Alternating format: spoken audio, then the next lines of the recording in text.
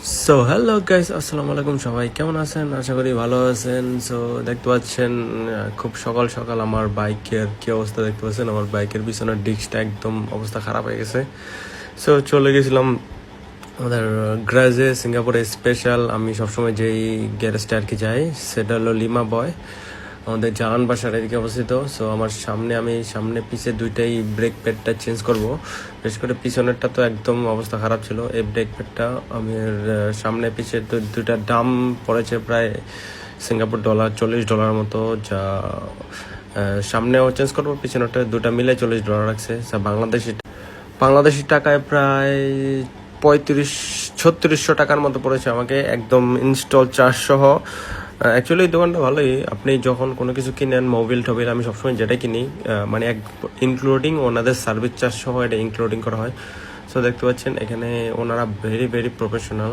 So সামনেটা দেখেন, মোটামুটি অনেক বাইকগুলাই সকালবেলা অনেক ব্যস্ত হয়ে গেছিলাম কিছু জানানোর সময়। দেখতে পাচ্ছেন ওনারা ভেরি ভেরি প্রফেশনাল। আর যারা এই কাজগুলো মেকানিকরা যারা আছেন সবাই ম্যাক্সিমাম মালয়েশিয়ান এবং থাইল্যান্ডীয় কিছু আছে। তারা আমার মনে হলো যে তারা অ্যাকচুয়ালি প্রফেশনাল, কিন্তু কিন্তু কিছু কিছু কাজ আপনার মনে হয় কি বাংলাদেশেরটাই বেটার করেন আপনারা। মনে হয় যে কিছু কিছু স্ক্রু আছে না, যেরকম ধরেন কোনো কিট টিট খুললে না ওনারা যে ক্লিপ টাইপের স্ক্রু না, ওটা অনেক সময় ওনারা লাগাইতে মিস্টেক করে। বিশেষ করে আমাদের বাংলাদেশি এই জিনিসগুলো খুব কম হয় বাংলাদেশিরা। আরেকটা জিনিস বলবো যে আমরা বাংলাদেশে ধরেন কোনো একটা গ্রেজে গেলে যেটা আপ্যায়ন পাই, সিঙ্গাপুরে এই আপ্যায়নটা পাওয়া যায় না। কারণ এর থেকে অনেক কাস্টমার, অফুরন্ত কাস্টমার। বাংলাদেশে ধরেন মনে করেন আমাদের গ্রাম ভিত্তিকে যারা যেসব গ্রেজগুলো আছে, ওই গ্রেজে মনে করেন এতটা মানে কাস্টমার থাকে না। তো এই জন্য গেলে অনেকেরা কোক ঠুক খাওয়ায়, অনেক কিছু খাওয়ায়, কিন্তু এনে ভাই এই সময় না। দেখেন না গাইস, আমার ব্রেক প্যাডের অবস্থা দেখেন, একদম শেষ, একদম ডেড আসলো।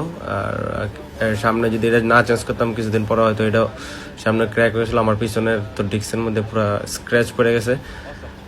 সো ওনারা একদম প্রফেশনালভাবে এই যে পিছনেরটা চেঞ্জ করছে, দেখতে পাচ্ছেন। পিছনেরটা একটু একটু সমস্যা, আমি নিজেই পারি আর কি এই কাজগুলো, কিন্তু নিজে করি না কারণ আমার কাছে এরকম প্রপার টুলস ছিল না। কিন্তু কিছু কিছু কাজ আমার নিজের আইডিয়া ছিল এগুলো।